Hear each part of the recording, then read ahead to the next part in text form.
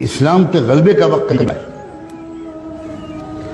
جب حق کے غلبے کا وقت قریب آتا ہے، جب ظلم کے خاتمے کا وقت قریب آتا ہے، جب کفر کے کلمے کے پست ہونے کا وقت قریب آتا ہے، جب دنیا میں امن و انصاف اور کلمہ توحید کے غلبے کا وقت قریب آتا ہے، تب اللہ تعالیٰ چھٹائی کا پروسیس شروع فرماتے ہیں. یہ ذہن میں رکھیے گا. اس سے پہلے تک تینوں قسم کے مسلمان ملے جلے رہتے، بالکل ملے جلے. ایک گھر میں تینوں قسم کے مسلمان پائے جاتے، ایک مسجد میں تینوں قسم کے مسلمان، ہر جماعت اور دینی اجتماع میں تینوں قسم کے مسلمان، ہر نشست میں تینوں قسم کے مسلمان، سب کچھ سب ایک ساتھ ہوتا، ملے جلے رہتے کوئی. لیکن جب وہ وقت آتا ہے کہ جب اب دودھ الگ ہوگا اور پانی الگ ہوگا، جب اسلام کے غلبے کا وقت، میری بات کو غور سے سننا، بہت امید کے ساتھ اس مسجد میں میں نے یہ بات چھیڑی. بہت عظیم لوگوں کی طرف یہ مسجد منسوب ہے. ہم لوگ عام طور پر نعمتوں کی قدر زندگی میں نہیں کرتے. یہ ہماری مصیبت ہے. ہم کسی نعمت، کسی شخصیت کے قدر کے لیے اس کے انتقال کا انتظار کرتے ہیں. میں پھر دہراتا ہوں، جب اسلام کے غلبے کا وقت آتا، جب کفر کے کچل جانے کا وقت آتا، جب نظم عالم الٹ کر دینے کا وقت اللہ کے بنائے ہوئے پروگرام کے مطابق آ جاتا ہے. باطل کا غلبہ نہیں، کفر کا غلبہ نہیں، ظلم کا غلبہ نہیں، الٹی بات میں کروں. جب کفر کا خاتمہ، جب باطل کے کلمے کے کچل جانے کا اور اسلام کے اور حق کے اور انصاف کے اور امن کے قائم ہو جانے کا وقت جب قریب آتا ہے، تو ہمیشہ اللہ کا معمول ہے کہ ملے جلے تینوں قسم کے مسلمانوں کے ذریعے کبھی بھی حق کا غلبہ نہ ہوا ہے نہ ہوگا. اس سے پہلے اللہ تعالیٰ ایک پروسیس شروع کرتے ہیں. ایک ترتیب ہے اللہ تعالیٰ کی، وہ یہ کہ چھانٹ دوں گا میں پہلے قسم کے مسلمانوں کو، الگ کر دوں گا، اور دوسرے قسم کے مسلمان بھی پیچھے پیچھے ان کے ساتھ رہیں گے. لیکن تیسرے قسم کے ایک انسان کو بھی میں اپنے مقبول بندوں اور بندیوں کے ساتھ کھڑے رہنے کی اجازت دے دوں گا. پھر میل تو چھٹے گا، الگ ہوگا. اور اس کا طریقہ کیا ہوتا ہے؟ اس کا طریقہ اللہ کی طرف سے یہ ہوتا ہے کہ کفر ظلم شروع کرتا ہے، ستانا شروع کرتا ہے، بڑھتا چلا جاتا ہے ظلم، ٹارچر ہوتا ہے، چلتے پھرتے مسلمانوں کو مارا جاتا ہے، جیلوں میں ٹھوسا جاتا ہے. یہ طریقہ ہے اللہ کا. یہ فلاں حکومت کر رہی ہے، فلاں حکومت کر رہی ہے. یہ ظاہری طور پر ہم کو اسباب کے اعتبار سے کچھ کام کرنا ہماری ذمہ داری ہے، لیکن میں سمجھا رہا ہوں یہ اللہ تعالیٰ کا ہمیشہ سے یہ سسٹم ہے.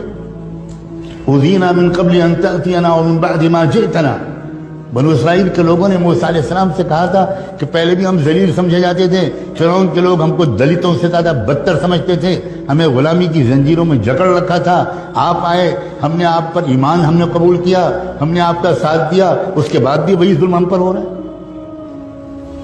وہ ظلم اور ظلم میں فرق تھا.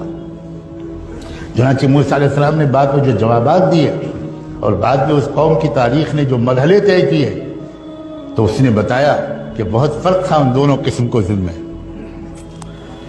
چھٹائی لازمی ہے. لِيَمْحِصَ اللَّهُ الَّذِينَ آمَنُوا لِيَمِيزَ اللَّهُ الْخَبِيثَ مِنَ الطَّيِّبِ. قرآن نے 20 جگہ یہ بات بیان کی. چھٹائی تب ہوتی ہے، یہ ایک بات میں تیسری چوتھی بار دوہرا رہا ہوں، جب اسلام کے غلبے کا وقت قریب ہوتا. اس وقت اللہ تعالیٰ یہ برداشت نہیں کرتے کہ تیسری قسم کے لوگ یہ دوسری اور پہلی قسم کے والوں کے ساتھ رہے. احد کی جنگ میں اللہ کے رسول نکلے صحابہ کو ساتھ میں لے کر، اور یہ تیسری قسم کے لوگ بھی ساتھ تھے جو اندر سے کچھ اور تھے، اوپر سے کچھ اور تھے، اور یہ بھی ساتھ چلے. مگر راستے میں 300 اس تیسری قسم کے لوگ حضور کا ساتھ چھوڑ کے الگ چلے گئے. کیوں الگ چلے گئے؟ اس لیے کہ یہ اللہ کے نظام کے مطابق ممکن ہی نہیں تھا کہ یہ تیسری قسم کے لوگ اس فتح کے وقت میں ان کے ساتھ رہیں. یہ ممکن نہیں، یہ اللہ تعالیٰ کبھی نہیں ہونے دیتے. مسلمانوں، خدا کے لیے اس بات کو غور سے سمجھو کہ یہ تیسرا جو یہ وہ دور ہے جب اللہ تعالیٰ نے فیصلہ کر لیا ہے ایک ایک کو چھانٹ کے رہوں گا، چاہے وہ خادم الحرمین الشریفین ہوں، اور چاہے وہ کعبے کے لباس کے متولی ہوں، اور چاہے وہ بڑے بڑے عرب لوگ ہوں اور کعبے کے ممبر پر کھڑے ہو کر نصیحت کرنے والے ہوں، اور چاہے وہ کہیں کے لوگ ہوں، ایک بھی نہیں چھوڑیں گے اللہ۔ سب تھوڑے سے مٹھی بھر لوگ ہوں گے جن کو اللہ چن لیں گے، اور ان کے ذریعے سے پوری دنیا کے اندر ایسا انقلاب آ جائے گا کہ شجر و حجر بھی حیران رہ جائیں۔ یہ کیا ہو گیا؟ یہ سسٹم ہے اللہ کا۔ چھٹائی شروع ہو چکی ہے بڑی تیزی کے ساتھ، اور شروع بھی اللہ نے کہاں سے کی ہے چھٹائی؟ میرے منہ پر الفاظ نہیں آ سکتے کہ کہاں سے چھٹی ہوئی ہے۔ بدا الاسلام غریباً وسيعود غریباً کما بدا، وہاں سے چلے۔ اللہ تعالیٰ کیا کوئی رعایت نہیں، تم ہاشمی ہو، تم مطلبی ہو، تم مکی اور مدنی ہو، تم قریشی ہو، اور تم فلاں ہو، اور تم سعودی ہو، اور تم یہ ہو اور وہ ہو، ہم تمہاری اندرون کی باتوں کو جانتے ہیں۔ وَمَن يَتَوَلَّهُ مِنكُمْ فَإِنَّهُ مِنْهُمْ۔ یہ ہے دور، یہ عام دور نہیں ہے، یہ چھٹائی کا زمانہ ہے۔ آخری موقع ہے سنبھلنے کا، آخری موقع ہے توبہ کا، اور اپنی وفاداری کو ٹھیک کرنے کا۔ صرف ٹوپی پہن لینے کا نام بدلنا نہیں ہے، صرف کرتا پجامہ اور داڑھی کا نام بدلنا بالکل نہیں ہے۔ ہمیں جائزہ لینا پڑے گا کہ کیا ہم اسلام کے وفادار ہیں یا اپنی پارٹی کے وفادار ہیں، اپنی سیاسی پارٹی کے وفادار ہیں، اپنے لیڈر کے وفادار ہیں، اپنے پیٹ کو شرمگاہ کے وفادار ہیں، اپنی ذاتی انٹرسٹ اور اغراض کے وفادار ہیں۔ قدم قدم پر ٹکراؤ ہوگا، قدم قدم پر ٹکراؤ ہوگا۔ ایک طرف تقاضا ہوگا اسلام کی وفاداری کا، اس میں ممکن ہے تکلیفیں آئیں، بالکل آئیں گی، بالکل آئیں گی، جیل بھی آئے گی، پھانسی بھی ہوگی، سزائے موت بھی ہوگی، فقر و فاقہ بھی ہو سکتا ہے، پتہ نہیں کیا کیا ہو سکتا ہے۔ یہ تو بالکل یقینی بات ہے کہ چھٹائی لازمی ہے، مگر عجیب بات ہے یہ حالات اور یہ چھٹائی، خدا کرے اتنی ہی بات سے آپ سمجھ گئے ہوں، یہ انتہائی شاندار مستقبل کی علامت ہے۔ بات الٹی ہے۔ اگر اسلام کا غلبہ ابھی دور ہوتا، ابھی اس میں کئی صدیاں باقی ہوتی، تو میں پورے یقین کے ساتھ عرض کرتا ہوں اس مسجد میں بیٹھ کر کہ ابھی بھی وہ حالات نہ آتے، نہ یہاں آتے، نہ یورپ میں آتے، نہ امریکہ میں آتے، نہ عرب میں آتے، نہ مشرق میں آتے، نہ مغرب میں آتے، نہ شمال میں آتے، نہ جنوب میں آتے۔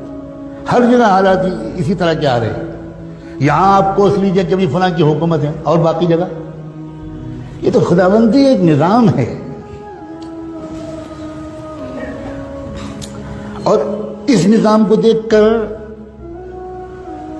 ڈر اور خوف، مایوسی اور پریشانی، اب کیا ہوگا، یہ لوگ کیا کر رہے ہیں، یہ حکومت کیا کر رہی ہے، آئندہ مسلمانوں کا مستقبل اس ملک میں کیا ہوگا، اسلام کیسے بچے گا، یہ سوالات ان کے ذہن میں آ رہے ہیں جو پہلے قسم کے مسلمانوں والی تربیت پائے ہوئے نہیں، یہ ان کے ذہن میں آ رہے ہیں۔ ورنہ جن کا ایمان مضبوط ہے، جن کا علم گہرا ہے، جن کی سمجھداری بہترین ہے، جو قرآن کو سمجھے ہوئے ہیں، جو اچھی صحبتیں پائے ہوئے ہیں، وہ اپنے وقت کو موبائل میں ضائع نہیں کرتے، انٹرنیٹ میں ضائع نہیں کرتے، بازاروں میں گھومنے میں ضائع نہیں کرتے، وہ سمجھداروں کے پاس بیٹھ کر سمجھداری کی باتیں سننے میں اپنا ایک ایک منٹ استعمال کرنے کی کوشش کرتے ہیں۔ ان کا بالکل الٹا خیال ہے۔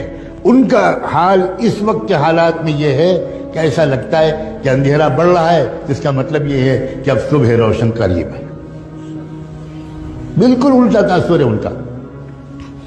ان کو فکر جانتے ہیں کس بات کی ہے؟ میں صاف کہنا چاہتا ہوں، پہلی قسم کے اس وقت جو ایمان والے ہیں ان کو فکر یہ ہے کہ میرا بھی شرکت، میری بھی اس فتح والی مہم میں ہو پائے گی کہ نہیں ہو پائے گی، یہ فکر ہے۔ فتح تو ہوگی، الا ان نصر اللہ قریب۔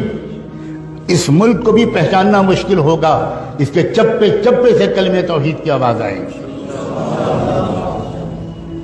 یہ چمن معمور ہوگا نغمہ توحید سے، یقیناً اس میں کوئی شک نہیں ہے۔ فکر جو ہے اس پہلی قسم کے لوگوں کو وہ یہ کہ میری شرکت، میری اولاد کی شرکت، میرے جگر کے ٹکڑوں کی شرکت، میرے شاگردوں کی شرکت، میرے دوستوں کی شرکت، میرے قریبی لوگوں کی شرکت اس مہم میں ہو پائے گی کہ نہیں ہوگی. ہم تو نہیں کان پکڑ کے نکال دیے جائیں گے، ہم تو نہیں محروم کر دیے جائیں گے کہ نہیں تم نہیں شریک ہو، تم اس قابل ہی نہیں. ہم تم کو خوب پہچانتے ہیں، ہم تم کو خوب پہچانتے ہیں. لا تخرجوا، کیا ہے وہ جو کہا گیا تھا ان منافقین سے،